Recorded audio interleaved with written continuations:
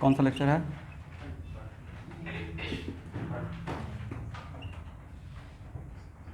Third है।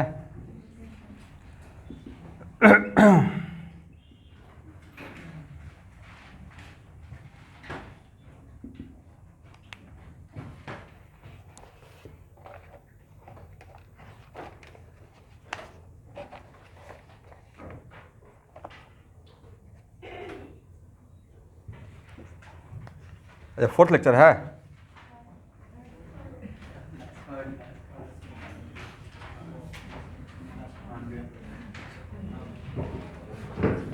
Video चला गया है?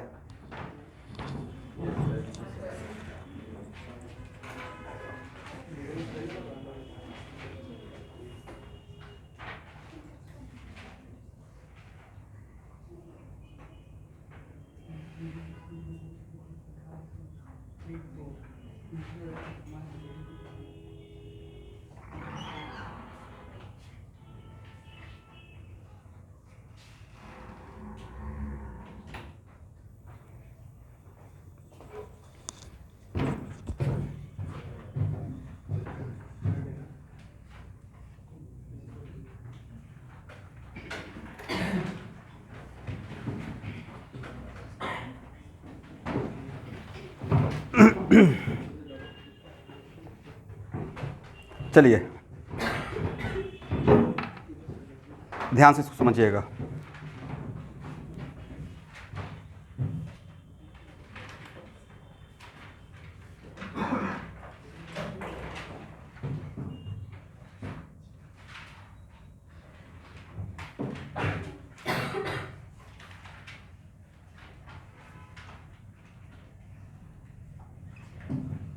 ए पेरेंट न्यूक्लियस है, राइट?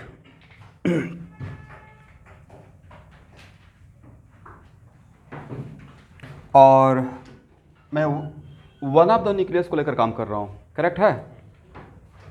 और ए न्यूक्लियर फिनोमेना है, और यहाँ से एक अल्फा पार्टिकल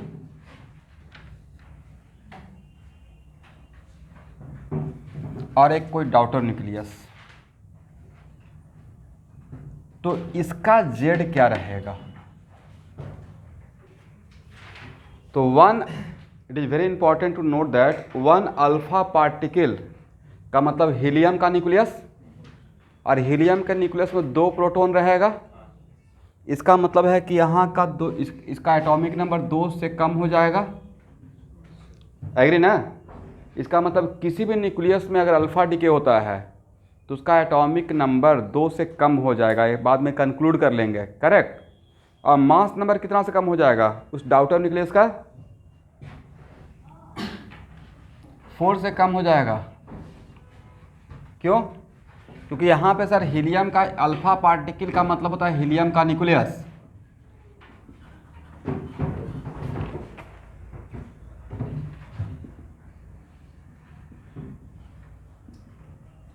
तो इसमें क्या रहेगा? इसमें 2 प्रोटॉन रहेगा, 2 न्यूट्रॉन रहेगा, एग्री ना? अब प्रोटॉन प्लस न्यूट्रॉन का समेशन को ही तो मास नंबर बोलते हैं। लेकिन रेडियो एक्टिव डीके में बेरियन नंबर का कंजर्वेशन रहता है। अब बेरियन नंबर किसे बोलते थे? न्यूक्लियॉन्स को, राइट। तो यहाँ पे A-4 और इसका अगर दिखाएंगे तो यही तो लिखेंगे, तो A-4 + 4, A-4 + 4 equal to what? इसका मतलब अल्फा डीके में आपका क्या नहीं चेंज होगा? वो टोटल मास नंबर चेंज नहीं होगा, मास नंबर जितना है उतना ही रहेगा। करेक्ट है? चलिए मान लेते हैं स्टूडेंट कि इसका स्पीड भी अल्फा है, और इसका स्पीड V/, है। करेक्ट? और अगर ये रेस्ट में था इनिशियली, बाद में आपको क्यू वैल्यू निकालने के लिए सिखाएंगे, और अगर बाई इटसेल्फ खुद से अगर इसमें अल्फा डीके होता है, तो खुद से अगर अल्फा डीके हो रहा है इसका मतलब due to internal unstability, right. तो यहाँ से जब ये डीके करेगा तो डैम से कुछ एनर्जी रिलीज करेगा, और फॉर मोमेंट आइडियली अगर मान लेते हैं, आइडियली जो सोच बोल रहे हैं उसको केयरफुली सुनिएगा, आइडियली अगर मान लेते हैं कि हाँ जितना एनर्जी जो क्यू वैल्यू है वो रिलीज हुआ, उस ऑल क्यू, हालांकि एक्चुअल में रियलिटी में ऐसा होता नहीं है, but all Q value if converted to kinetic energy, अगर सारा क्यू वैल्यू किस में कन्वर्ट हो जाए? Kinetic energy. करेक्ट? लेकिन समटाइम्स क्वेश्चन में मेंशन किया रहता है कि क्यू वैल्यू का इतना % ही काइनेटिक में कन्वर्ट हुआ, तो बाकी हो सकता है कि न्यूक्लियस को एक्साइट करने में चला जाए, या हीट एनर्जी वेस्ट हो जाए, राइट। तो एक चीज़ क्या यहाँ पे लिख सकते हैं, initial momentum equal to final momentum. बोलिए हाँ, पिछले क्लास में ऐसा एक एग्जाम्पल लिए थे। और इनिशियल मोमेंटम क्या है? अगर इसको 0 रेस्ट में मानते हैं तो imply 0 equal to m/v/ plus m∝ v∝, imply कौन सा कंजर्वेशन कर रहे हैं sir? Conservation of linear momentum.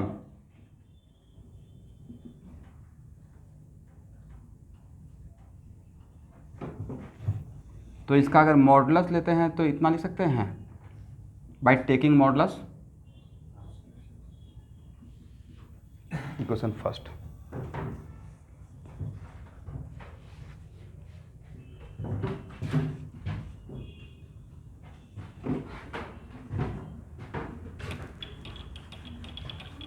अब लिखिए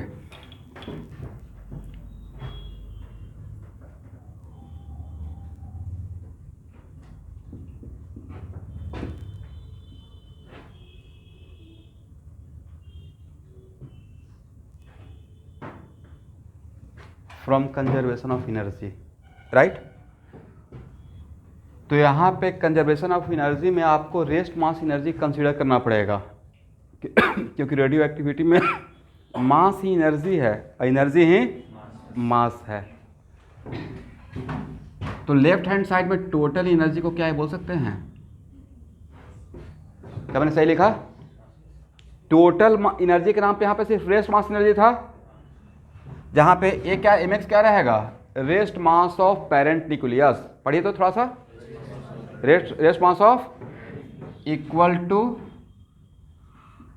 rest mass of daughter nucleus plus rest mass of alpha particle plus k∝ plus k/, सही है ना। तो k∝ plus k/, equal to क्या हो जाएगा? k∝ plus k/, equal to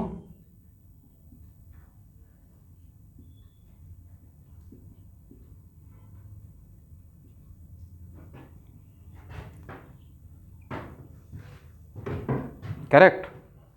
और इसी वैल्यू को भाई बोलते हैं क्यू वैल्यू। क्या बोलेंगे? तो क्यू वैल्यू को दिमाग में सेट कर लीजिए। क्यू वैल्यू बोलते हैं ड्यू टू गेन और लॉस, ड्यू टू इंक्रीज और decrease of rest mass. Correct. तो जनरली अगर रेडियो एक्टिविटी फिनोमेना अगर खुद से जो हो रहा है तो उसमें रेस्ट मास डिक्रीज ही करेगा, अगर खुद से हो रहा है, राइट। इसका मतलब है कि एक ऑब्जेक्टिव तो बन गया, इस पर क्वेश्चन आएगा बोर्ड में, एंट्रेंस में भी आएगा। तो अल्फा डीके में क्यू वैल्यू किसको बोलेंगे, दिस इज क्यू वैल्यू। तो क्यू वैल्यू इक्वल टू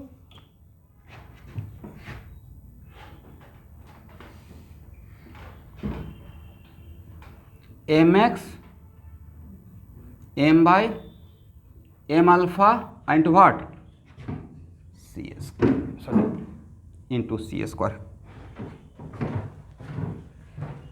जहां पे एम एक्स क्या है, rest mass of, M X क्या, एटम या न्यूक्लियस, एटम या न्यूक्लियस, न्यूक्लियस किस, क्योंकि काम तो न्यूक्लियर फिनोमेना का किया है ना, राइट। हालांकि एक स्टूडेंट जो बोल रहे हैं वो भी करेक्ट हैं, बट इनिशियली है क्या ये, एटम। यहाँ भी क्या रहेगा, sorry nucleus, nucleus and nucleus, but आपका क्वेश्चन में न्यूक्लियस का नहीं मास दिया रहेगा, दिया रहेगा एटम का। किसका दिया रहेगा, तो नहीं तो थोड़ा कन्फ्यूजन हो गया, सर काम किए हैं न्यूक्लियस का और मास किसका दिया हुआ है, एटम का, करेक्ट। तो यहाँ से हम लोग आएंगे, पहले इसको बॉक्स बना कर छोड़ दीजिए, ठीक है। सबका क्यू वैल्यू एक जगह निकाल लेंगे।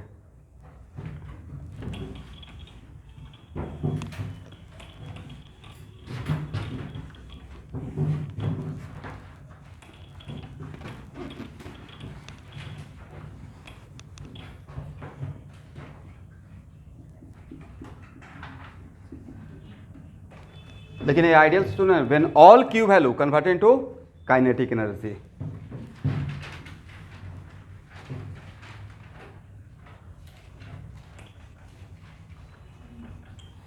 चलिए दोनों तरफ के अल्फा से डिवाइड कीजिए,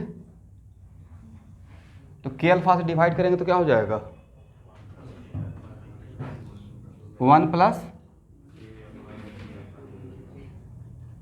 के Y by K alpha equal to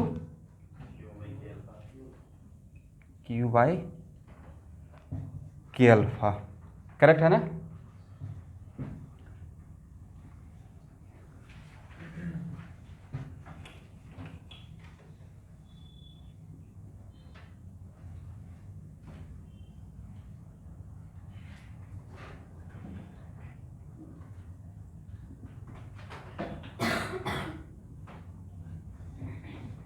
-1,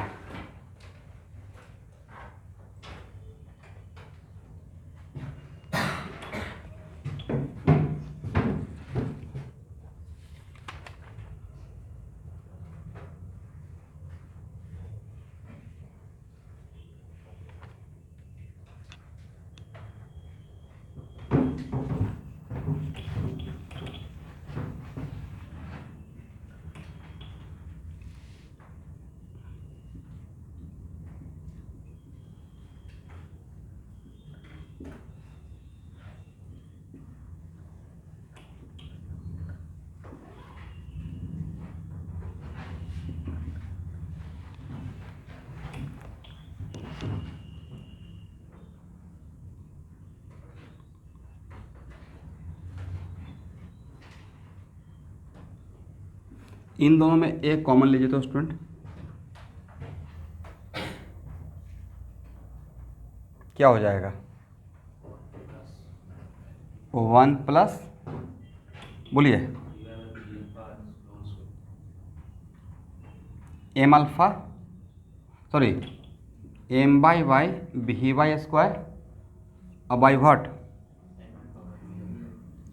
M alpha Y, yes, और इक्वल टू व्हाट, क्यू। और क्या है हम लोग पास एक फार्मूला था, M alpha V alpha equal to M by V by, तो वहाँ से वी अल्फा का वैल्यू यहाँ पुट कर दीजिए, तो वी अल्फा इक्वल टू लिख सकते हैं M Y M alpha into V Y, इस वी अल्फा को यहाँ पुट कीजिए, जो कैंसिल होता है उसको कैंसिल कीजिए,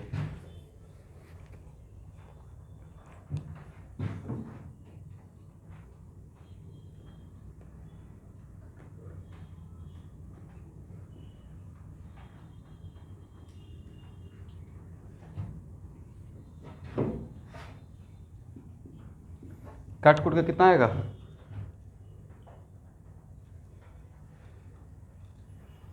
यहाँ पे put the value of V alpha from here, ये वी अल्फा को यहाँ पे पुट करना है और कैंसिल करके क्या आता है वो बोलिए।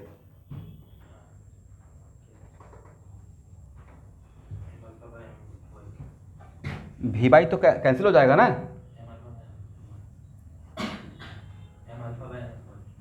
M alpha by M alpha by what, देखो इतना ही आया है स्टूडेंट।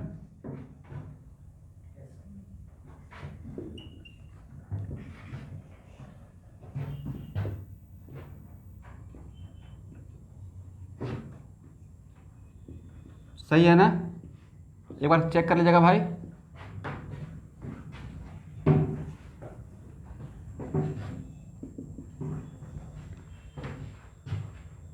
करेक्ट। और ए क्या है?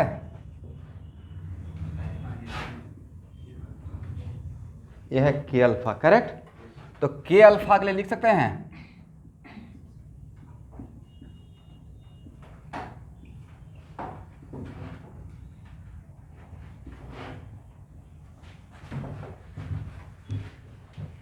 सही है ना, K alpha equal to M by plus M alpha into Q. Correct. तो इस पर क्वेश्चन ऐसे आएगा भाई, बोला जाएगा, यहाँ देख लीजिएगा कि मान लेते हैं एक न्यूक्लियस आपको अभी जस्ट इस पर एक एग्जांपल लूँगा, यूरेनियम का एक न्यूक्लियस दिए और उसमें अल्फा डिके हुआ और तब पूछा जाएगा if all Q value use in kinetic energy, तो all Q value use in what, kinetic energy, तो उस पूरा क्यू वैल्यू का कितना परसेंट अल्फा पार्टिकल काइनेटिक लेकर जाएगा, उस पूरे का कितना परसेंट। तो एक्चुअल में यहाँ देखिएगा, तो के अल्फा प्लस के बाई इंटू 100, इसको क्या बोलेंगे, percentage kinetic energy, percentage of kinetic energy associated with alpha particle. Correct है ना। और ए वैल्यू आपको पता रहेगा, यही तो क्यू है, ये क्या है, क्यू है। और के अल्फा भी तो पता है, के अल्फा आपको पता है, सही है ना। लेकिन उसमें कंडीशन क्या रहेगा, all Q value used for what, kinetic energy. ठीक है, इसको हटाया जाए। यहां तक समझ में आ गया।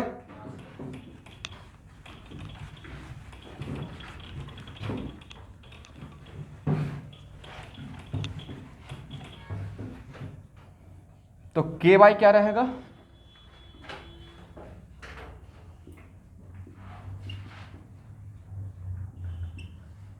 मुझे लगता है कि ये रहेगा, सही है। तो percentage of kinetic energy associated with alpha particle equal to what,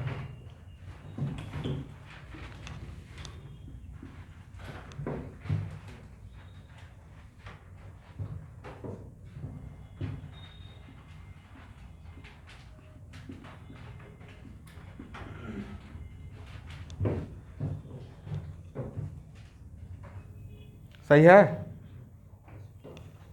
आप ये जब करेंगे दिस बाई दिस इंटू 100, तो इसका वैल्यू यहाँ से उठा कर डालेंगे और नीचे में रहेगा क्यू, क्यू और क्यू कैंसिल, तो बचेगा क्या, M by plus M alpha into 100। ये सब शॉर्ट नोट्स में रख कर रहिएगा। लेकिन इसमें कंडीशन क्या रहेगा, ये तब है जब all Q value associated with kinetic energy. तो वैसे ही अब इसका परसेंटेज निकाल लेंगे, तो percentage of kinetic energy associated with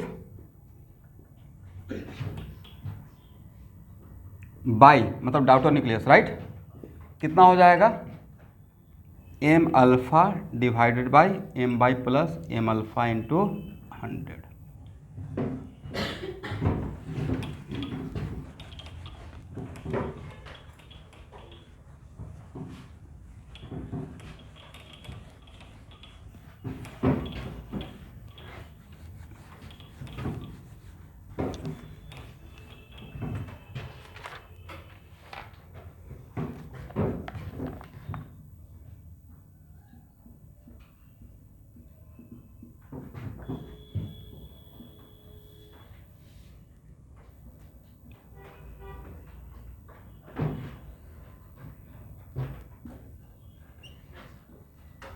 ये क्या है?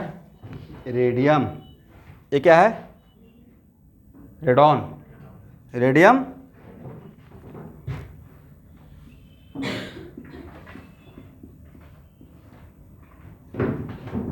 लिखे।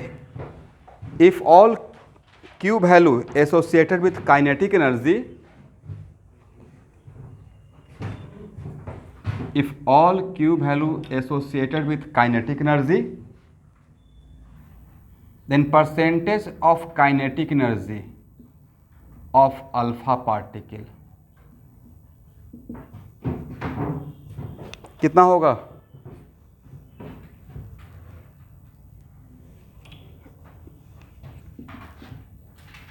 m by m by plus m alpha into 100। m by में क्या लिखिएगा? 86 इंटू मास ऑफ प्रोटॉन। सही मैंने बोला?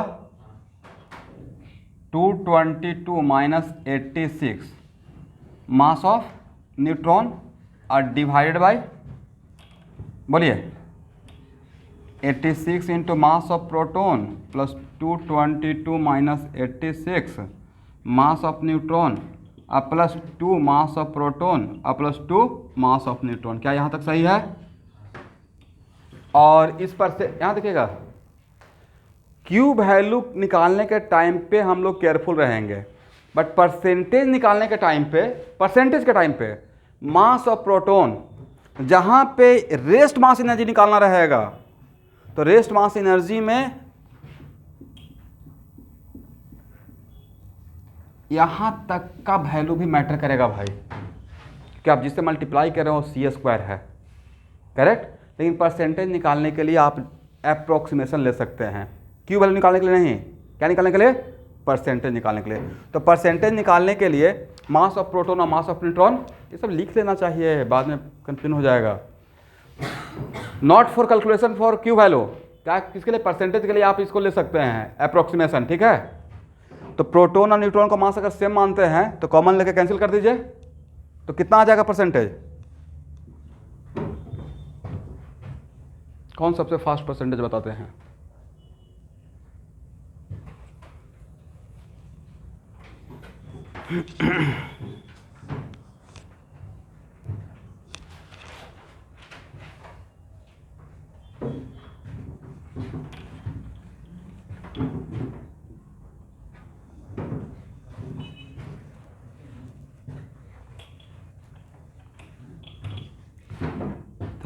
ए परसेंटेज है 98%। कितना परसेंट? तो जस्ट इमेजिन कि 98%, it is very important to note that. और which one is the light, इसमें जो अल्फा डिके हुआ है तो लाइटर पार्टिकल कौन था? Alpha particle. और हेवियर कौन था? This one. इसका मतलब है कि लाइटर, यहाँ से एक कंक्लूजन, लाइटर पार्टिकल के साथ काइनेटिक एनर्जी ज़्यादा एसोसिएट होगा। सर ऐसा क्यों हुआ? ऐसा भाई इसको मेंटेन करने के लिए होता है। M alpha V alpha equal to what? M Y equal होना है। तो इसका मास कम है तो स्पीड बहुत ज़्यादा हो जाएगा, स्पीड बहुत ज़्यादा होने से इसका काइनेटिक ज़्यादा हो गया है। लास्टली मैं क्या कर सकता हूँ, राइट?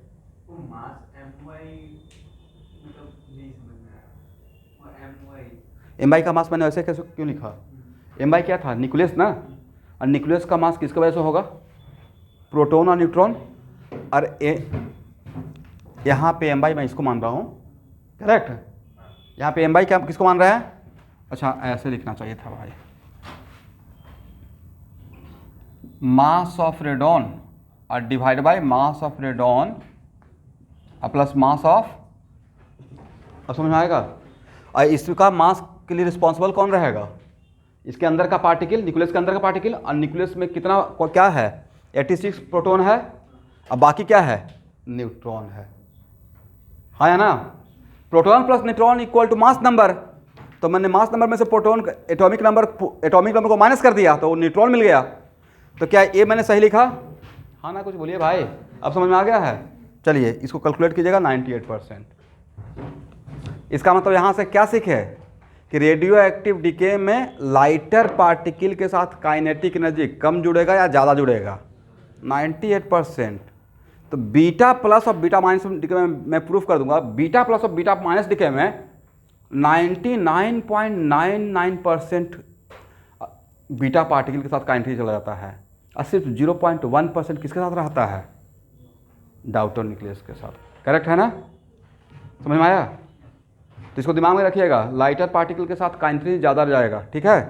तो percentage of kinetic energy associated with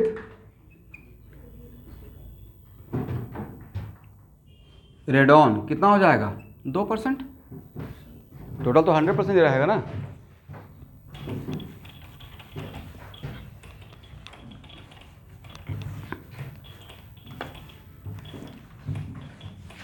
अब यहां देखिए,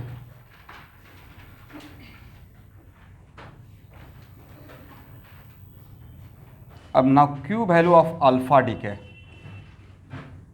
क्यू वैल्यू यही था ना, M X M Y uh plus M alpha into what, C square. Interesting fact ये है कि यहाँ पे ये है न्यूक्लियस का मास, किसका है, मास ऑफ न्यूक्लियस, बट क्वेश्चन में दिया रहेगा मास ऑफ एटम। क्वेश्चन में क्या दिया रहेगा, तो इसका इस एटॉमिक नंबर कितना है, जेड, बोलिए जेड क्या है। तो इसमें कितना इलेक्ट्रॉन ऐड कर दें कि एटम जैसा ट्रीट होने लगे, जेड इलेक्ट्रॉन। अगर इसमें जेड इलेक्ट्रॉन को ऐड कर दें और इसके साथ जोड़ दें तो न्यूक्लियस से क्या बन जाएगा, एटम बन जाएगा। करेक्ट है ना। तो सर जेड इलेक्ट्रॉन तो यहाँ पे है नहीं, तो जितना ऐड करेंगे उतना सब्ट्रैक्ट करेंगे, जितना ऐड करेंगे उतना क्या कर देंगे, सब्ट्रैक्ट कर देंगे। Is it right? तो ऐसा कर सकते हैं, यह है मास ऑफ न्यूक्लियस भाई, ठीक है, Z into mass of electron.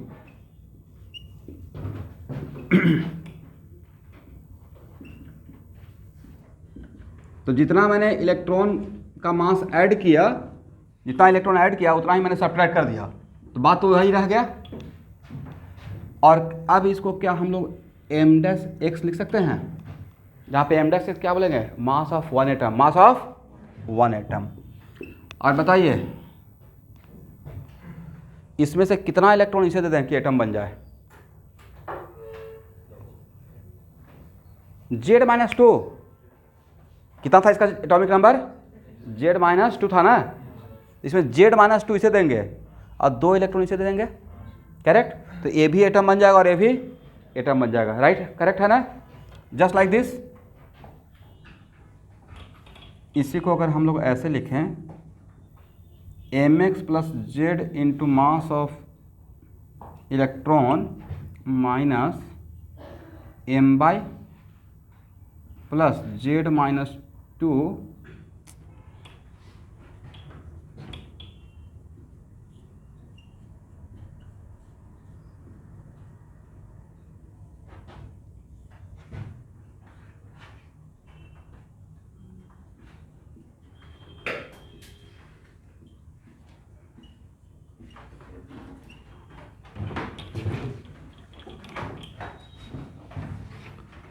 ए हो जाएगा एम डैश एक्स, और इसके बदले क्या लिखेंगे भाई, एम डैश वाई, और इसके बदले क्या लिखेंगे, मास ऑफ हीलियम। क्या होगा, हीलियम न्यूक्लियस नहीं, अब ये क्या रहा, हीलियम एटम बना दिया है। राइट, तो क्वेश्चन में आपको एटम का मास दिया रहेगा, बट कहाँ शुरू कहाँ से किए हैं, न्यूक्लियर से। ये थोड़ा कॉन्सेप्चुअल था।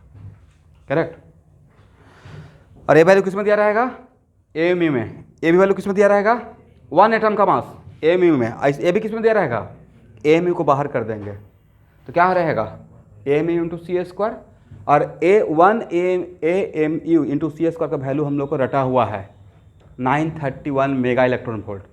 931, तो काम तो बस यही करना है ना 8th क्लास का, जोड़कर घटाना है और इंटू कितना से मल्टीप्लाई कर लीजिएगा, 931 मेगा, और वहाँ से क्यू वैल्यू मिल गया। तो अगर काइनेटिक चाहिए होगा तो क्या निकाल लीजिएगा, हाँ ना, कुछ बोलिए। हो जाएगा ना। चलिए, तो क्यू वैल्यू हम लोग आज के बाद रटा हुआ है। Q value of alpha decay का फार्मूला ये बना, इसको रट लीजिएगा, M dash X minus M dash Y plus mass of alpha. लेकिन यहाँ पे M dash X, M dash Y, ये सब क्या है?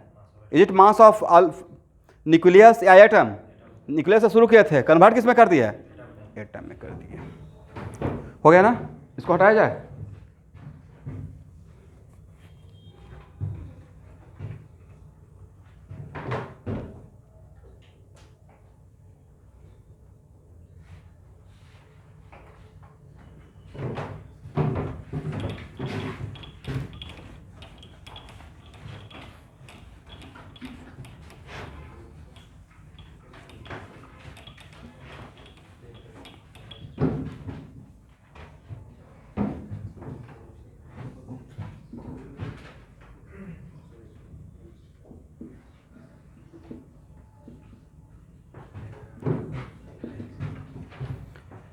अब लिखिए बीटा माइनस डीके।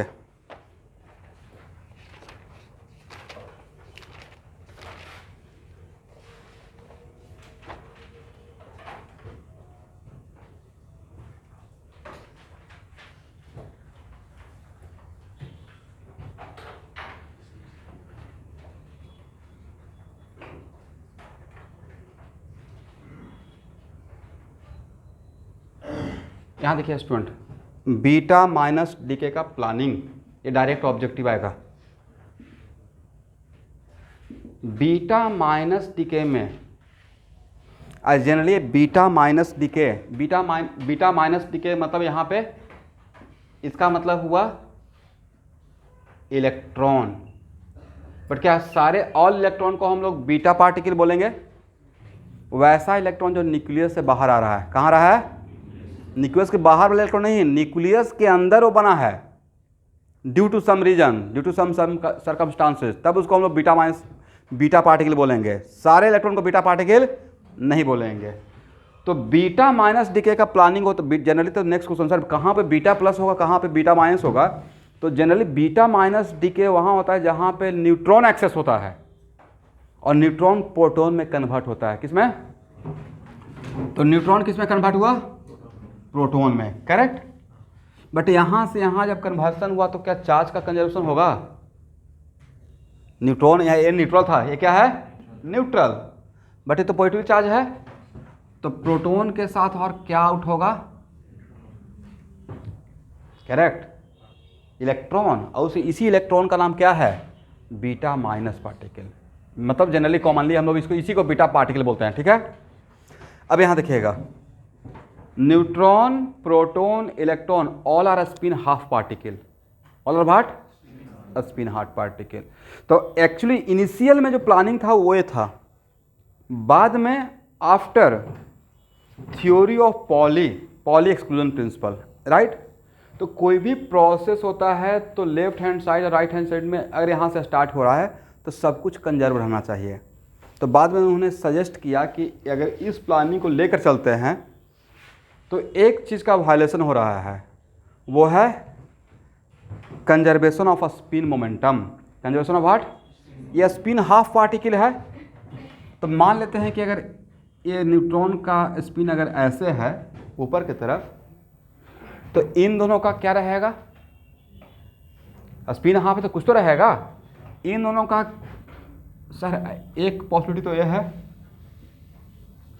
एक पॉसिबिलिटी ये है, एक पॉसिबिलिटी ये है और एक पॉसिबिलिटी ये है। इसके अलावा कोई पॉसिबिलिटी रहेगा?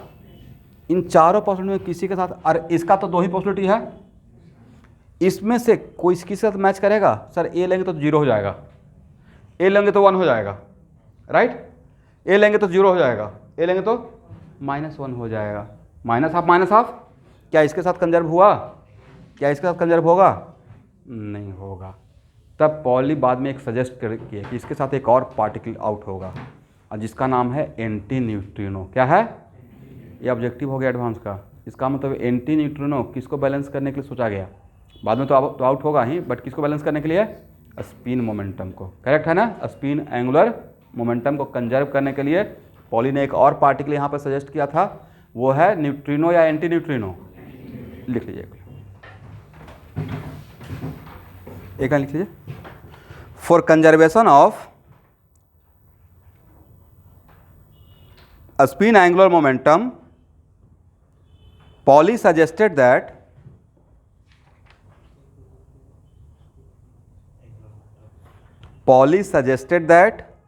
in beta minus decay,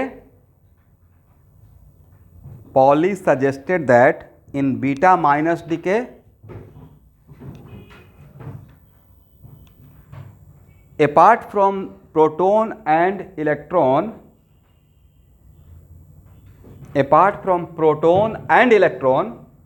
there is also a particle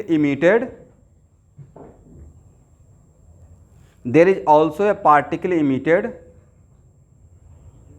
whose rest mass is 0 but a spin is half.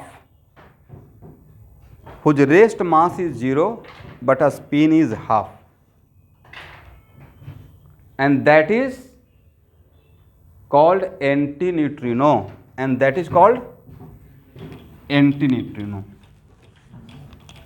इसका मतलब यहाँ देखिए, तो फाइनल क्या हुआ भाई, एंटीन्यूट्रिनो को ऐसे दिखाते हैं student.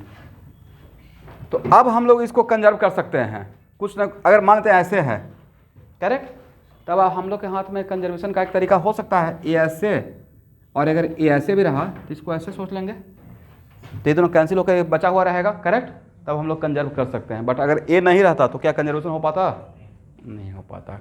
Is it right? Lastly आपको ये याद रखना है बोर्ड के एग्जाम के लिए, ये प्लानिंग याद रखिएगा। बीटा माइनस डीके में कौन किस में कन्वर्ट होता है, न्यूट्रॉन कन्वर्ट इनटू, बोलिए, प्रोटॉन, इलेक्ट्रॉन, और एक कहाँ पे हो रहा है, न्यूट्रॉन कहाँ रहता है, न्यूक्लियस के अंदर, ये न्यूक्लियस के अंदर ये बात हो रहा है राइट। तो न्यूक्लियस के अंदर जो इलेक्ट्रॉन बना हो न्यूक्लियस के अंदर ही रहेगा या वहाँ से आउट हो जाएगा, और ये भी वहाँ से क्या हो जाएगा। तो सर इसका रेस्ट मास 0, तो रेस्ट मास 0 तो उस टाइप का पार्टिकल का होता है जिसका स्पीड ऑफ लाइट के बराबर है, that is kind of photon. It is kind of what, photon. समझ में आ गया?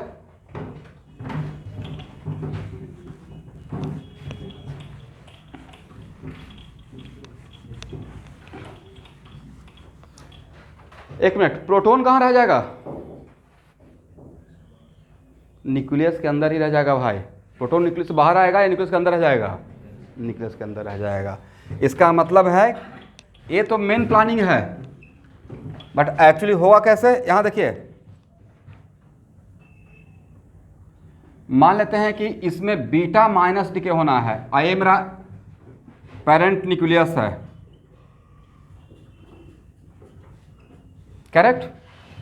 Then it is very important to note that यहाँ जो डाउटर न्यूक्लियस बनेगा उसका एटॉमिक नंबर उतना ही रहेगा या एटॉमिक नंबर 1 से बढ़ जाएगा, एक प्रोटॉन एक्स्ट्रा हो गया ना, प्रोटॉन बढ़ गया राइट, तो एटॉमिक नंबर 1 से बढ़ जाएगा। अब मास नंबर कितना से घट जाएगा या कितना से बढ़ जाएगा, भाई मास नंबर जितना था उतना ही रहेगा इसका बोलिए क्यों sir, mass number equal to तो जेड प्लस क्या है, पी प्लस एन,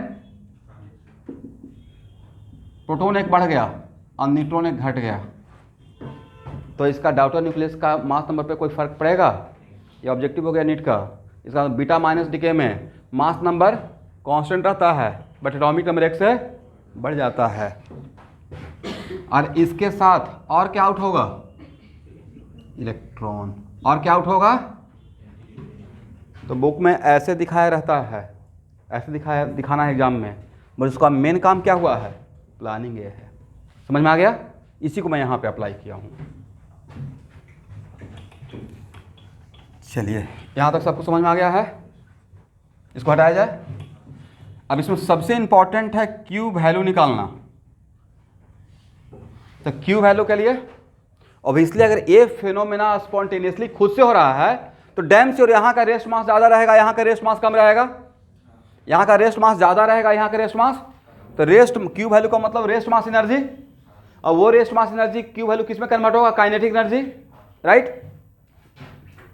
तो वो काइनेटिक एनर्जी किसके किसके बीच में डिस्ट्रीब्यूट होगा? इसके इसके और इसके बीच में। वो क्यू वैल्यू किसमें किसके बीच में डिस्ट्रीब्यूट होगा? इसके इसके और इसके बीच में। अगर आइडियली थोड़ा देर के लिए अगर हम लोग मान भी लेते हैं कि ये क्यू वैल्यू में पार्टिसिपेट नहीं किया, हालांकि पार्टिसिपेट करेगा, बट फिर भी कैलकुलेशन के लिए तो हम लोग इसका काइनेटिक एनर्जी निकाल सकते हैं। और यहाँ पे एक बार चेक कर लेंगे बाद में, ठीक है। बट पहले क्यू वैल्यू निकालने के लिए सीखते हैं। क्यू वैल्यू के लिए क्या लिख सकते हैं? मास ऑफ दिस और माइनस व्हाट दिस और plus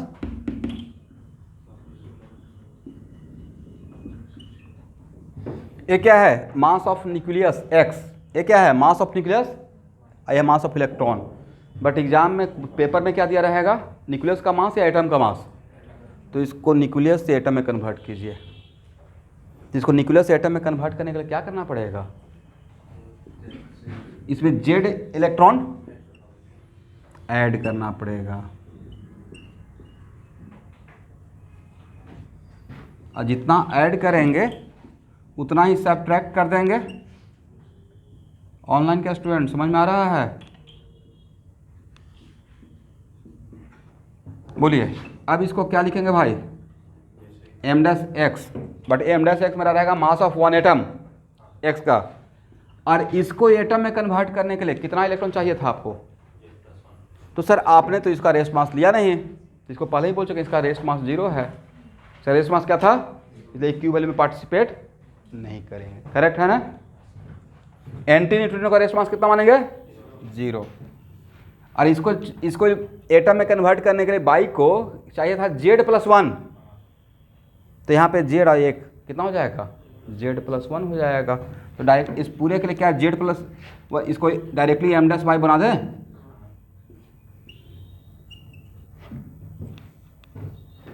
this is the Q value m dash X minus m dash Y into C²। याद रहेगा? इसमें सबसे इंटरेस्टिंग क्यूब वैल्यू भी निकालना है, समझे स्टूडेंट? हो गया? और ये प्लानिंग याद रहेगा नीट वाले बच्चे?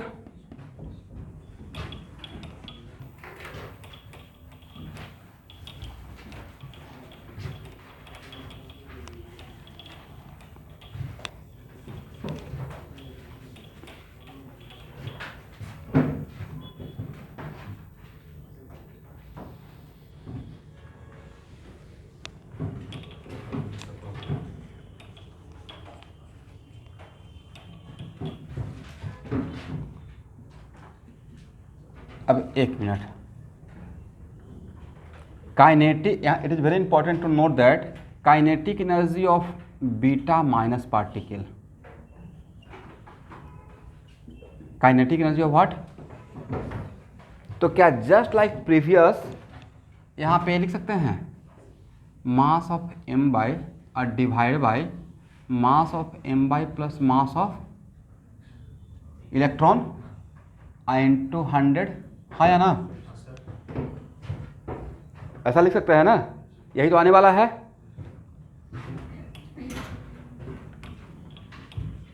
यहाँ देखिए, यहाँ देखिए, आपको लगता है कि इसका मास इसके रेस्पेक्ट में ऑलमोस्ट नेग्लिजिबल रहता।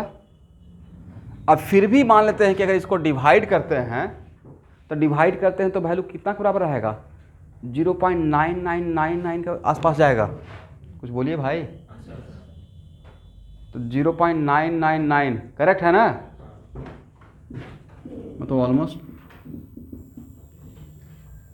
इसका मतलब बीटा माइनस डीके में most of the kinetic energy, almost all of the kinetic energy associated with what? Beta particle. ठीक है, ठीक है। अब यहां देखिए बीटा प्लस डीके, तो बीटा प्लस डीके का पहले प्लानिंग सुन लीजिए। बीटा प्लस डीके, तो sir next question sir, beta minus particle और बीटा प्लस पार्टिकल क्या होता है? बीटा माइनस पार्टिकल और बीटा प्लस पार्टिकल एक दूसरे का एंटी पार्टिकल है। क्या है? एंटी पार्टिकल का खासियत तो ये होता है कि मास में आइडेंटिकल बट नेचर में जस्ट अपोजिट। तो अगर बीटा माइनस पार्टिकल है इलेक्ट्रॉन, तो बीटा प्लस पार्टिकल क्या रहेगा? प्रोटॉन नहीं रहेगा भाई, इलेक्ट्रॉन और प्रोटॉन एंटी पार्टिकल है, दोनों का मास इक्वल है, तो एंटी पार्टिकल का मतलब मास भी सेम। तो बीटा प्लस पार्टिकल है ई प्लस, नॉट प्रोटॉन।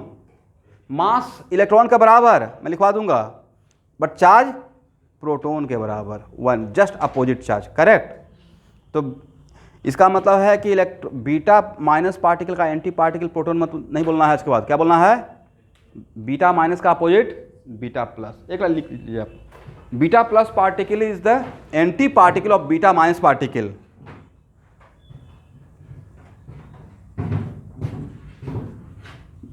तो मास ऑफ बीटा माइनस और mass of beta plus different रहेगा, सेम रहेगा, सेम रहेगा। तो क्या इसको फिर प्रोटॉन बोल सकते हैं? प्रोटॉन का मास तो 1836 टाइम ज़्यादा होता है इलेक्ट्रॉन से, इसलिए इसको प्रोटॉन नहीं बोलेंगे, राइट, करेक्ट है ना। अब इसमें प्लानिंग ये है, यहाँ देखिए, बीटा प्लस डीके में प्रोटॉन कन्वर्ट होता है न्यूट्रॉन में। कौन किस में कन्वर्ट होगा? Proton converted into neutron. तो क्या यहाँ पे प्रोटॉन अगर न्यूट्रॉन में कन्वर्ट हुआ तो क्या कंजर्वेशन ऑफ चार्ज हुआ? यहाँ पे +1 यूनिट चार्ज, इसका मतलब यहाँ पे और क्या आउट होगा? E plus, not proton.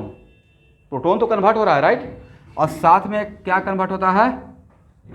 Neutrino. Beta minus में एंटी न्यूट्रिनो, तो यहाँ पे क्या नाम दिया गया है? न्यूट्रिनो। याद रखिएगा, ठीक है ना।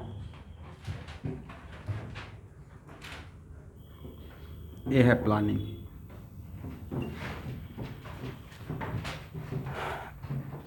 अच्छा स्टूडेंट,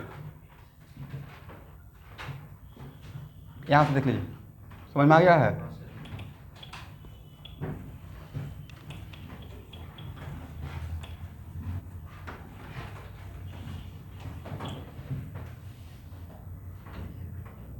बीटा माइनस एक कॉन्सेप्चुअल पॉइंट है।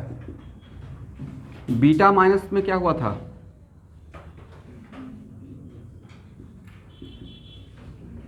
करेक्ट। और जनरली न्यूट्रॉन का मास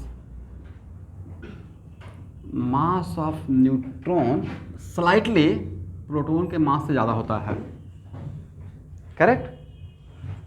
तो यहाँ देखिए, क्वेश्चन ए पूछा गया है कि isolated neutron can be converted into proton and this one by itself. Isolated neutron convert हो सकता है, लेकिन आइसोलेटेड प्रोटॉन, अगर एक ही प्रोटॉन का सोचते हैं, वन प्रोटॉन अगर रहता आइसोलेटेड प्रोटॉन, तो क्या ए इसमें कन्वर्ट होगा without supplying the outside energy?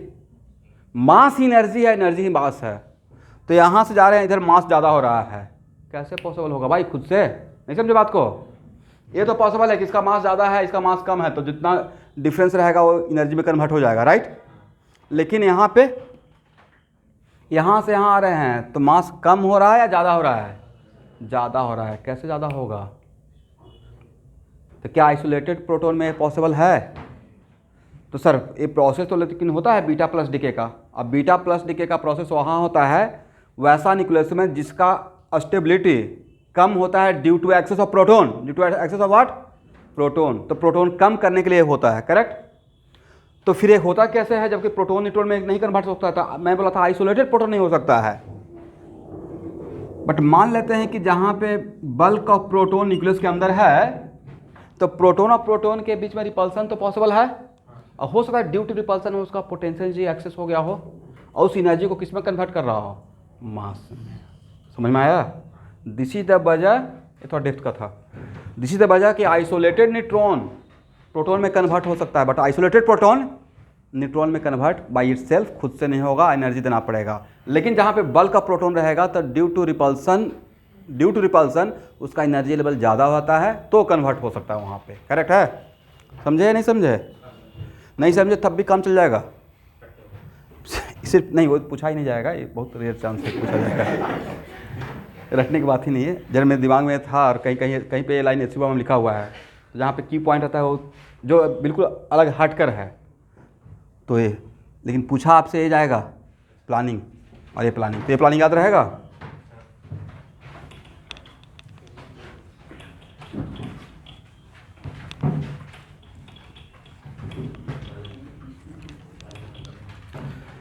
चलिए यहाँ देखिएगा, तो बीटा प्लस डीके में क्या क्या आउट होता है स्टूडेंट? ई प्लस और न्यूट्रिनो जो आउट होगा, और न्यूट्रॉन तो न्यूक्लियस के अंदर ही रह जाएगा, राइट। तो मान लेते हैं कि यहाँ पे एक्स है, अब बीटा प्लस डीके, तो ऐसे लिखाएंगे। जेड पे क्या फर्क पड़ेगा पीरियोडिक टेबल में? ए जहाँ पे पीरियोडिक टेबल में था वहाँ पे ही रहेगा, या वो एक घर लेफ्ट चला जाएगा? एटॉमिक नंबर 1 से कम हो गया ना, तो यहाँ पे जेड -1, और मास नंबर पे क्या फर्क पड़ेगा? सेम रह जाएगा। और क्या आउट होगा? ई प्लस, और साथ में क्या आउट होगा? न्यूट्रिनो। इसका नाम क्या है? दिखाया ऐसे रहेगा बट होता है ए है, करेक्ट। और 1 यहाँ देखिएगा,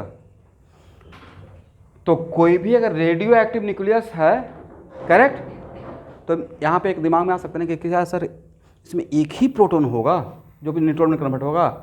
तो एक बार में एक ही होगा। कोई भी रेडियो एक्टिव न्यूक्लियस है तो एट ए टाइम, हाँ सीरीज में चल सकता है कि पहले एक अल्फा पार्टिकल निकाला, फिर जो बना वो फिर से एक और अल्फा पार्टिकल निकाला, फिर जो बना वो बीटा पार्टिकल निकाला, बट एट ए टाइम ऐसा नहीं होगा कि एक ही साथ अल्फा बीटा प्लस माइनस सब हो रहा है, 1 by 1, करेक्ट। समझ में आ गया है? चलिए, तो अगर समझ में आ गया इतने बढ़िया से, तो इसका क्यू वैल्यू निकालिए। और जैसे मैं क्यू वैल्यू निकालने के लिए डिराइव करता था वैसे डिराइव कीजिए।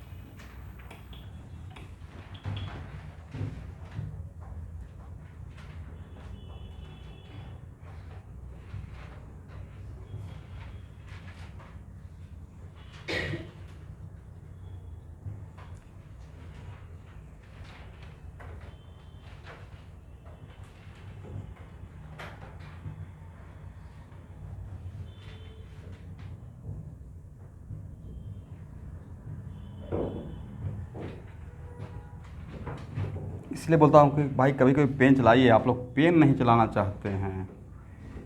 एक स्टूडेंट बोल रहे हैं आंसर, और जो बोलते हैं वो थोड़ा शॉर्टकट लेने का आजकल कोशिश करते हैं।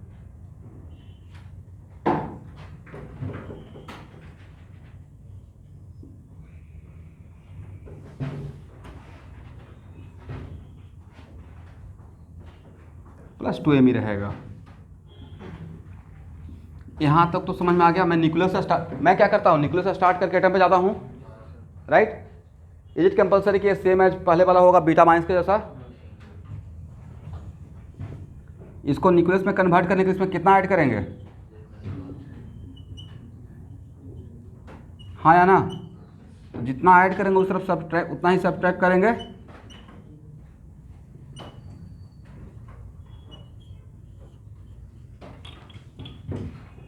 बोलिए, ये तो एटम में कन्वर्ट हो गया। यहां देखिएगा, इसमें कितना इलेक्ट्रॉन बाई को दे दे कि एटम बन जाए? Z-1 कितना दे? बट मेरे पास है कितना इलेक्ट्रॉन? Z+1। तो Z+1 में से Z-1 दिए तो बचेगा 2 ना।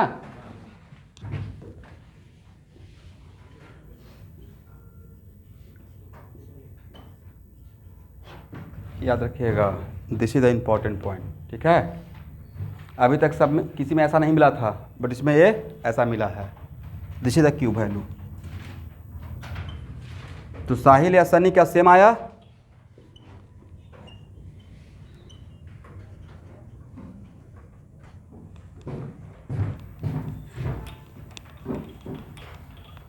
तो कौन कौन सा डीके पढ़ना है भाई? कौन कौन सा डीके होगा? Alpha decay, beta plus, beta minus और के कैप्चर। अब लिखिए के कैप्चर।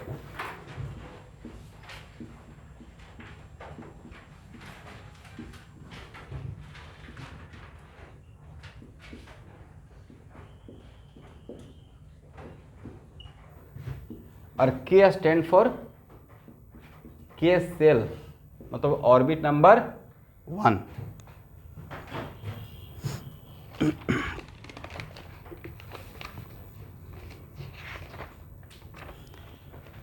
लिखिए, एक पॉइंट लिखिए तो, it is a rare process. हाँ बोलिए, बोलिए तो। इलेक्ट्रॉन कैप्चर, के कैप्चर का मतलब वहाँ पे लिख लीजिए इलेक्ट्रॉन कैप्चर। कहाँ का इलेक्ट्रॉन कैप्चर? के सेल का। और के सेल का मतलब ऑर्बिट नंबर। न्यूक्लियस के सबसे पास कौन है? कौन सा सेल? के सेल। तो एक्चुअली मैं बोल देता हूँ, फिर इसका लैंग्वेज बना दूंगा। तो होता क्या है इसमें लेकिन ये रेयर है, बट भाई ये ऑलरेडी आया हुआ है 200-300% गारंटी। ये 2000 से 2010 के बीच में किसी साल आया हुआ है। मतलब इसमें जैसे कैसे मैंने प्लानिंग ऐसे बता रहा था, एक प्लानिंग बता रहा था, वैसे ही दिया हुआ था। अब पूछा गया था कि इसमें से कौन सा डीके को रिप्रेजेंट करता है। तो generally we are very much familiar with alpha decay, beta plus beta minus, right? या बहुत होता है gamma decay, right? K capture अब एक बार आ गया तो फिर हो गया, हम लोग के लिए सिलेबस का पार्ट बन गया। तो इसमें होता क्या है कि न्यूक्लियस के सबसे पास में के सेल है, तो वहाँ का इलेक्ट्रॉन सबसे ज़्यादा स्ट्रांगली अट्रैक्टेड रहता है। तो के सेल का इलेक्ट्रॉन को अगर न्यूक्लियस पुल कर लेता है, क्या कर लेगा? अगर अपने अंदर खींच लिया तो प्रोटॉन और इलेक्ट्रॉन मिलकर न्यूट्रॉन बन जाता है। प्रोटॉन और इलेक्ट्रॉन मिलकर क्या बन जाएगा? न्यूट्रॉन। तो इसमें किसी केस में इलेक्ट्रॉन एरो के लेफ्ट में नहीं था, बट इसमें क्या रहेगा? एरो के लेफ्ट में रहेगा। Proton plus electron becomes what? Neutron. Correct? लिखिए, it is a rare process which is found only in few nucleus, which is found only in few nucleus. In this process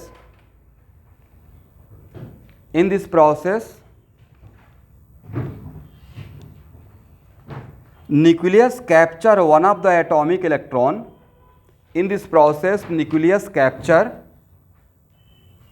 one of the atomic electron from K cell.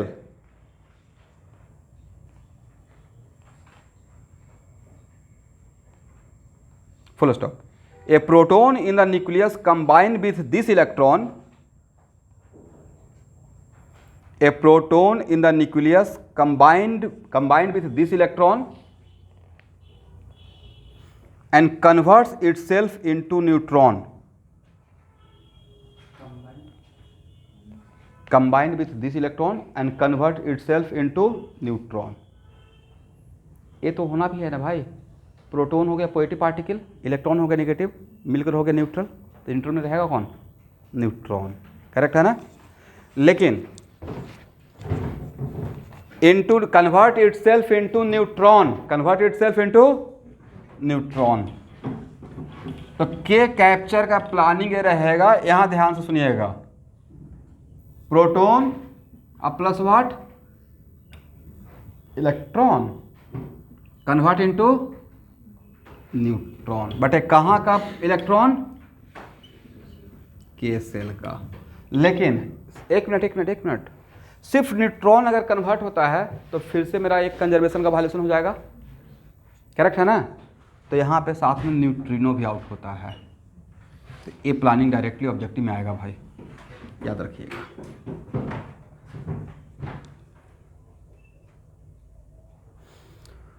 तो बोलिए, कितना DK में, कौन कौन सा DK में atomic number 1 से कम हो जाएगा?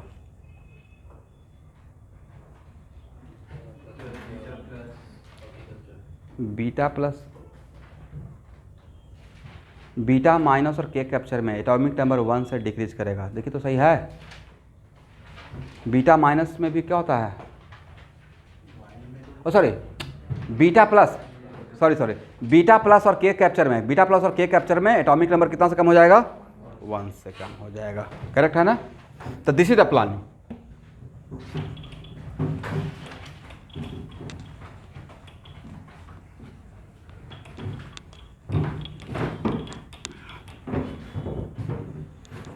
स्टार्ट कहाँ से करेंगे स्टूडेंट? न्यूक्लियस। और साथ में एक इलेक्ट्रॉन भी ऐड करेंगे, करेक्ट। बनेगा क्या, बोलिए, जेड, ए तो सेम रहेगा, अब प्लस व्हाट, तो के कैप्चर में कोई पार्टिकल आउट होगा, सिर्फ न्यूट्रिनो आउट होगा, बाकी कोई पार्टिकल आउट नहीं होगा, करेक्ट है। अब इसका क्यू वैल्यू बताइए, क्या आप लोग क्यू वैल्यू डिराइव कर सकते हैं?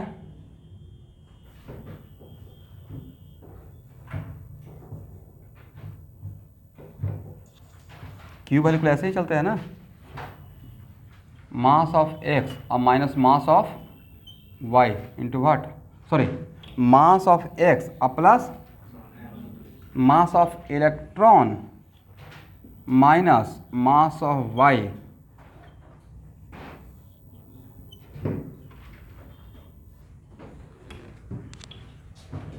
सी स्क्वायर, सही है। चलिए इसको एटम में कन्वर्ट करने के लिए कितना इलेक्ट्रॉन चाहिए होगा, जेड, बट एक तो मेरे हाथ में है तो जेड माइनस वन ही लगेगा, तो यहाँ पे जेड माइनस वन ऐड कीजिए, यहाँ पे जेड माइनस वन सब्ट्रैक्ट कीजिए फास्ट।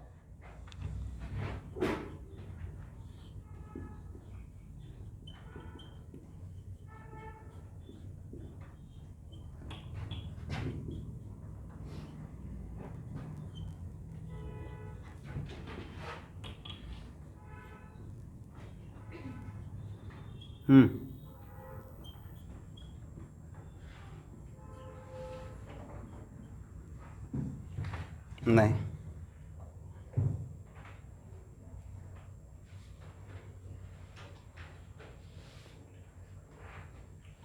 इसमें भी तो वही यूज़ कर रहे हैं क्यू वैल्यू का। क्यू वैल्यू के लिए total mass in left hand side minus total mass in right hand side, वही कर रहे थे ना, Q value equal to, correct. चलिए क्या इसको मिलाकर एम डैश एक्स बोल दें, और यहाँ पे इसका एटॉमिक नंबर कितना, जेड माइनस वन है, इसको एटम में कन्वर्ट होने के लिए जेड माइनस वन ही चाहिए था।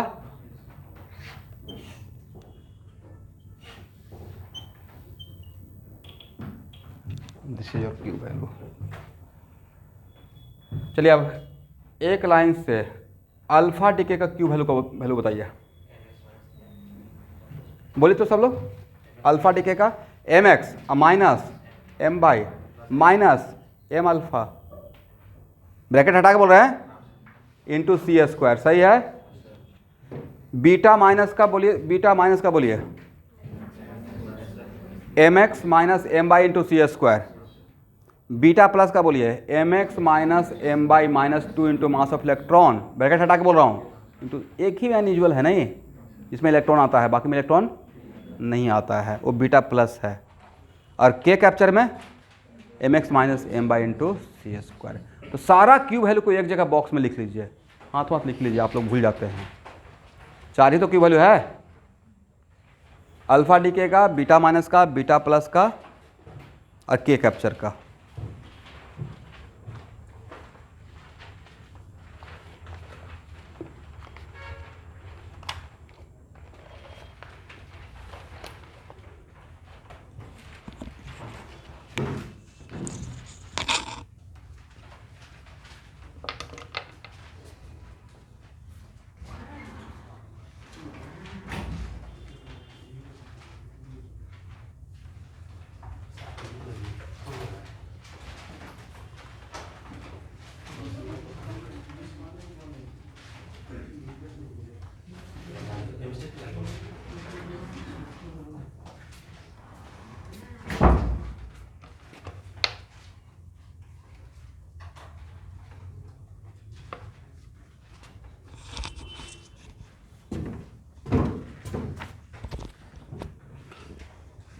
अब लिखिए रेडियो एक्टिव सीरीज, हेडिंग बनाइएगा radio active series.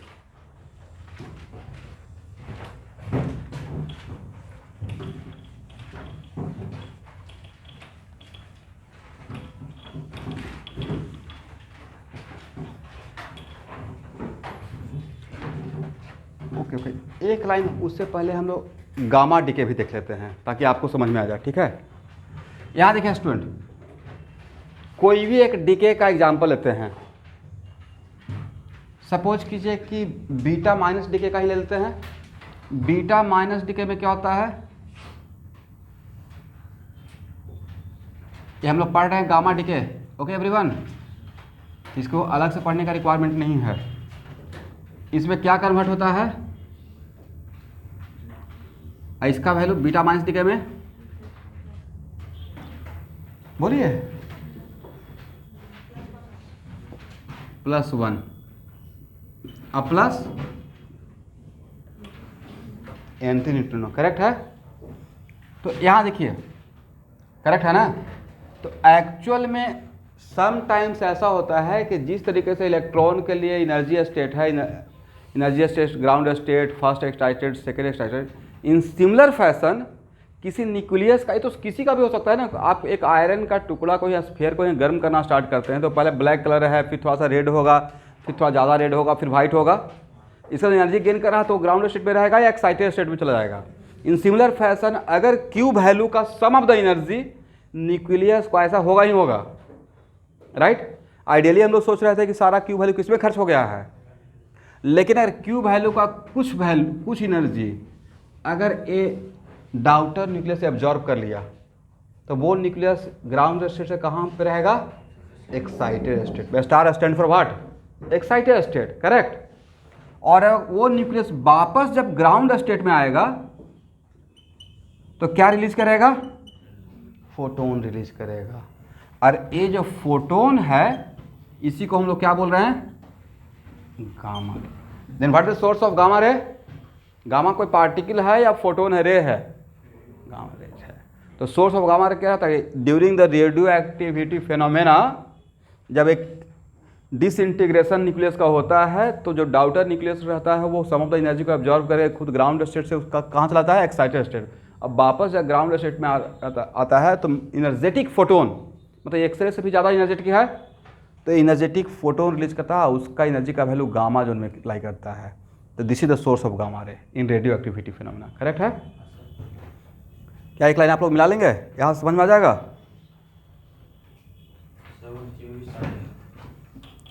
Ground state हो जाएगा।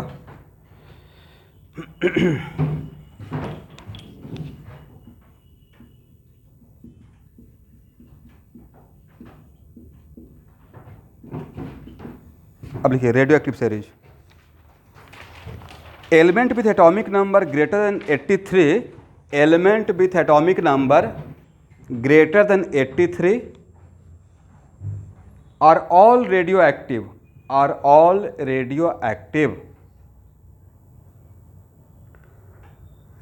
and disintegrate to form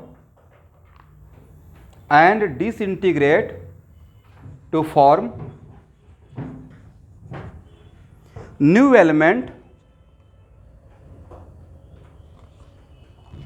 which again disintegrate to give another element,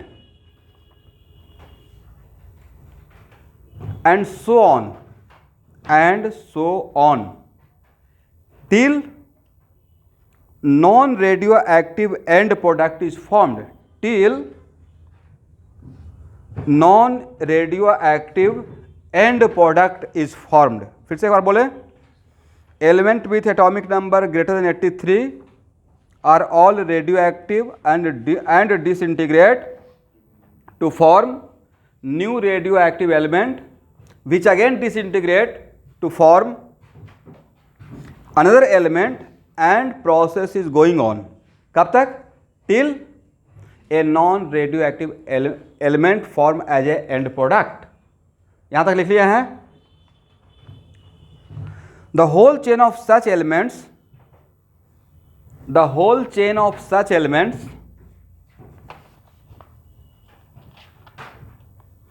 starting from the parent radioactive element,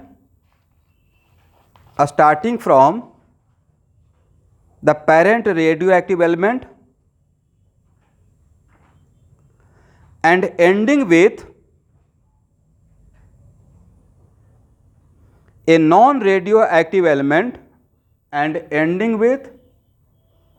a non radio active element is called radio active series, is called radio active series.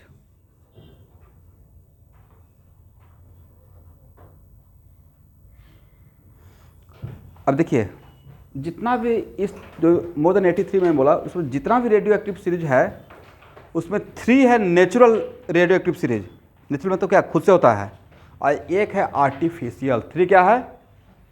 Natural, और एक है तो लिखिए foreign series.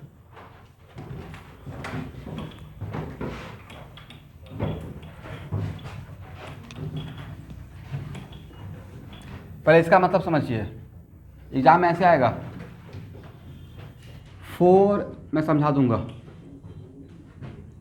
Foreign series एक का नाम रहेगा foreign plus 2 series. ऐसा नाम सुने हैं? नहीं सुने हैं? तो फॉरेन प्लस 2 का मतलब होता है कि जो भी मिलेगा, जो भी उसका मास नंबर रहेगा, जो भी जहाँ से स्टार्ट किए हैं, तो 1 से 22 से W कुछ बनते जाएगा, सबके मास नंबर को अगर 4 से डिवाइड करेंगे तो रिमाइंडर 2 मिलते रहेगा। रिमाइंडर क्या मिलेगा? उसका नाम दिया गया है 4n प्लस 2 सीरीज। अगर 4n प्लस 1 सीरीज का मतलब किसको डिवाइड करेंगे? 4 से डिवाइड करेंगे मास नंबर को, तो रिमाइंडर क्या मिलेगा? इसी को फॉलो करते हुए टूटेगा। अब 4n प्लस 3 सीरीज बोलिए भाई, अभी तो बोल सकते हैं। 4 से डिवाइड कर, रिमाइंडर नहीं समझते हैं, तो रिमाइंडर कितना मिलेगा? अब 4n सीरीज पूरा 4 से डिवाइड होते जाए और रिमाइंडर क्या मिले? समझ में आ गया? चलिए कौन कौन सा सीरीज भाई?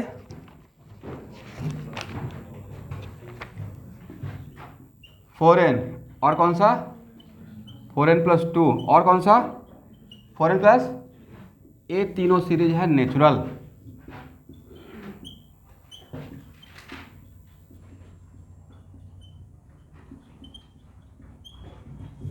और 4n प्लस 1 है आर्टिफिशियल, मतलब हम लोग करवाते हैं, ठीक है।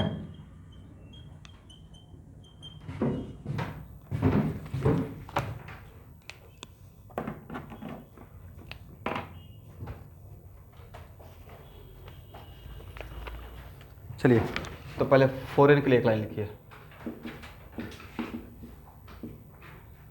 तो देखिए स्टूडेंट, इसमें फर्स्ट एलिमेंट है, स्टार्टिंग एलिमेंट है thorium. TH stand for thorium, और इसका ए स्टार्टिंग है और एंडिंग है। सबका मोटा मोटी एंड प्रोडक्ट है लीड, लेड, PB 208, करेक्ट। ये स्टार्टिंग है, एक कौन सा है? And product. तो मेडिकल में एक क्वेश्चन आएगा, पहला तो ये दिया जाएगा, यहाँ से यहाँ पूछा है कौन सा सीरीज से बिलोंग करता है, कौन सा सीरीज। इसका मास नंबर को डिवाइड कीजिए तो 4 से, क्या रिमाइंडर 0 आता है? क्या कंप्लीटली 4 से डिवाइड होता है? इसके मास नंबर को डिवाइड कीजिए, डिवाइड होगा। सिर्फ यही दोनों डिवाइड होगा या बीच में जो भी न्यूक्लियस बनेगा सब डिवाइड होगा? एक लिख लीजिए। In this series mass number of all the member, in this series mass number of all the member completely divisible by 4।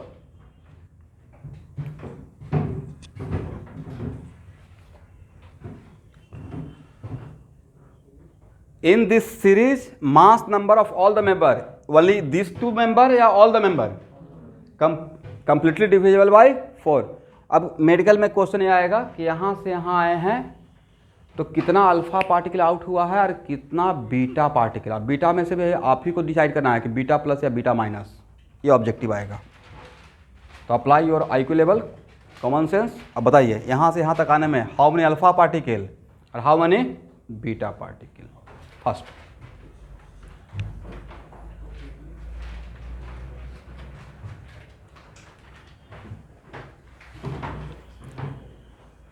सबसे बड़ा दिमाग में रहेगा सर अल्फा पार्टिकल आउट होगा क्या? तो बीटा प्लस बीटा माइनस या के कैप्चर में मास नंबर चेंज होता है? बीटा प्लस बीटा माइनस या के कैप्चर में मास नंबर चेंज होता है, और अगर मास नंबर चेंज हो रहा है तो डैम और अल्फा पार्टिकल आउट हो रहा है। समझे नहीं समझे मेरी बात को? नहीं समझे सर, ऊपर से चला गया। बीटा माइनस में क्या मास नंबर चेंज हुआ था डाउटर न्यूक्लियस का? नहीं। क्या बीटा प्लस में मास नंबर चेंज हुआ था? देख लीजिए। और के कैप्चर में मास नंबर चेंज होता क्या था कि या तो न्यूट्रॉन प्रोटॉन में कन्वर्ट हो रहा है, या प्रोटॉन न्यूट्रॉन में कन्वर्ट हो रहा है, या प्रोटॉन न्यूट्रॉन में कन्वर्ट हो रहा है। दो जगह प्रोटॉन न्यूट्रॉन में कन्वर्ट होता है। कहाँ कहाँ पे? एक बीटा प्लस और एक के कैप्चर, बीटा प्लस और के कैप्चर में, करेक्ट। तो किसी भी इन तीनों में मास नंबर चेंज नहीं होता था। अगर मास नंबर चेंज हो रहा है डाउटर न्यूक्लियस का, मतलब अल्फा पार्टिकल आउट होगा। तो सबसे पहले तो अल्फा पार्टिकल निकालने का भाई, और एक अल्फा पार्टिकल जाने से मास नंबर पे कितना का फर्क पड़ेगा? 4 का। तो यहाँ से यहाँ तक मास नंबर का डिफरेंस निकाल लें। सॉल्यूशन, मैंने जो क्वेश्चन पूछा उसका सॉल्यूशन बता रहा हूँ। अब मेडिकल का बहुत फेवरेट एक क्वेश्चन है, बहुत फेवरेट क्वेश्चन है, जिसमें फ्री में मार्क्स है। 232 और 208 कितना हो जाएगा? 24। तो मास नंबर 24 से घट गया। अब मास नंबर कम करने के लिए कौन रिस्पॉन्सिबल है? Alpha decay. और एक अल्फा पार्टिकल जाने से कितना का? 4 का। तो कितना अल्फा पार्टिकल? ऑनलाइन वाले बोलेंगे नहीं, मेन टाइम पे नहीं बोलेंगे, बाकी टाइम पे बोलेंगे। 24/4 6 अल्फा पार्टिकल। ऑनलाइन के बच्चे समझ में आया? चलिए अब नेक्स्ट क्वेश्चन, क्या सिर्फ अल्फा पार्टिकल आउट होगा या साथ में और भी कोई पार्टिकल आउट होगा? सिर्फ अल्फा पार्टिकल या साथ में और भी कोई पार्टिकल, और क्यों?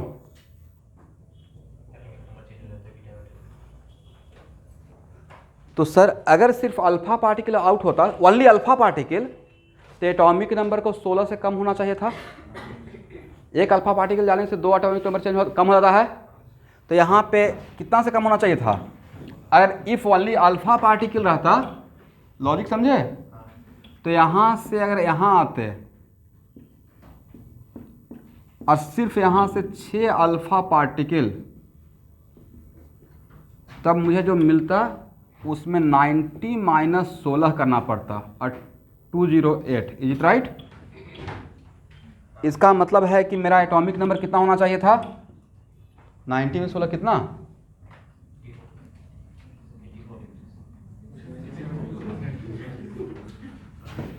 84 या 74?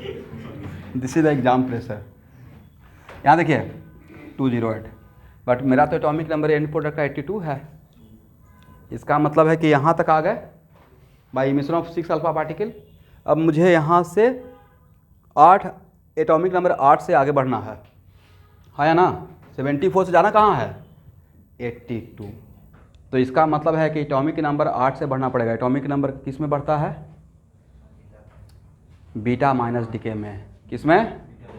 बीटा माइनस डीके में एटॉमिक नंबर 1 से बढ़ते जाता है, करेक्ट। अब मास नंबर सेम रहता है, तो मास नंबर तक तो हम लोग पहुँच गए 208, करेक्ट, करेक्ट है ना।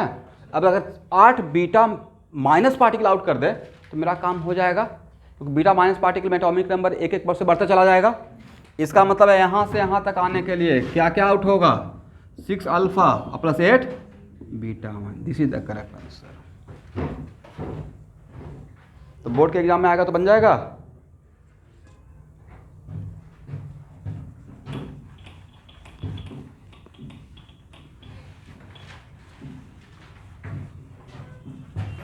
सही है ना? चलिए 4n+2 सीरीज का क्या है, एक लाइन डिफिनेशन आप लोग लिख सकते हैं।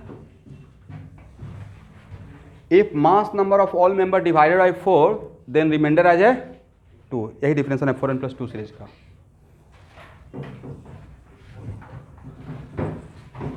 इस सीरीज का 4n सीरीज भी नाम है या थोरियम सीरीज भी नाम है, ठीक है, starting from thorium Na2 lead.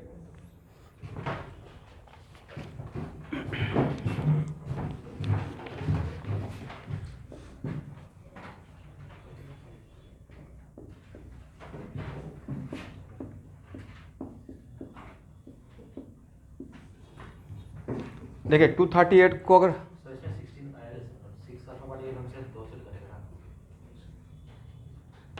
एक मिनट स्टूडेंट, ओह इसमें 12 माइनस करेंगे ना, sorry sorry student, sorry everyone.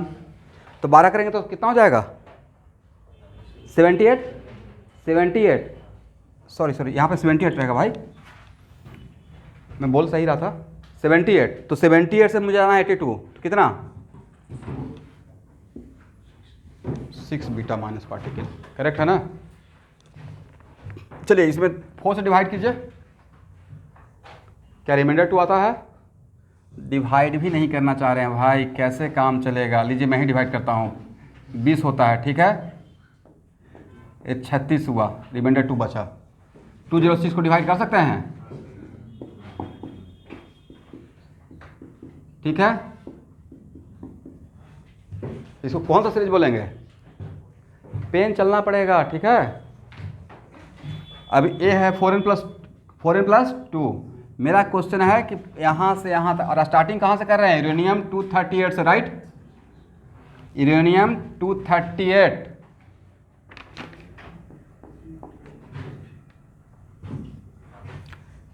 यहाँ से यहाँ कितना अल्फा पार्टिकल, कितना बीटा पार्टिकल? बीटा में भी कौन सा, बीटा प्लस या बीटा माइनस, डिसाइड करके बताइए।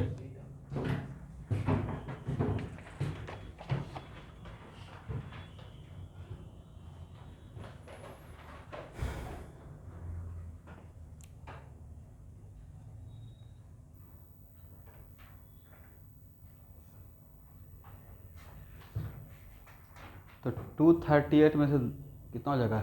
8 अल्फा ना, 8 अल्फा पार्टिकल, 92 में से 16 माइनस करेंगे,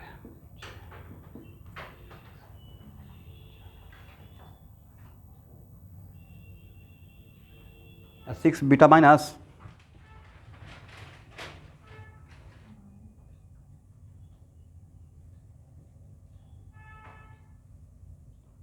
हाउ मच? 8 अल्फा पार्टिकल, और क्या रहेगा आंसर एवरीवन? 6 बीटा प्लस या माइनस? माइनस। सब सोल्यूशन समझ में आया आप लोग को? ये बहुत सिंपल सा सोल्यूशन था। 76 पे पहुंच गए थे और 76 से 82 पे जाना है, एटॉमिक नंबर बढ़कर। तो 82 पर जाने के लिए कितना? 6 ज़्यादा चाहिए प्रोटॉन, तो 6 प्रोटॉन के लिए हम लोग 6 बीटा माइनस आउट कर देंगे। चलिए 4n+3 सीरीज, इस टाइप का क्वेश्चन आएगा। बोलो बोलो।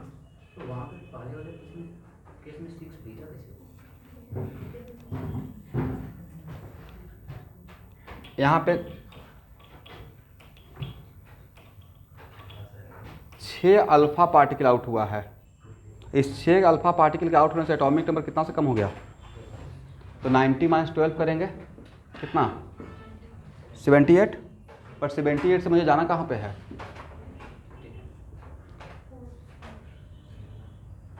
ओहो, 4 ही होगा ना स्टूडेंट, एक्सट्रीमली सॉरी। तो आप लोग चुप क्यों रहते हैं भाई? अच्छा आप लोग 4 कर लिए थे, तो बोलना चाहिए था ना, मुझे भी बचाते, खुद बच के निकल गए। राइट, ठीक। 4 भाई, कभी कभी ऐसा हो सकता है मुझसे भी, तो मुझे वहाँ पे रोकना है कि सर यहाँ पे 4 रहेगा।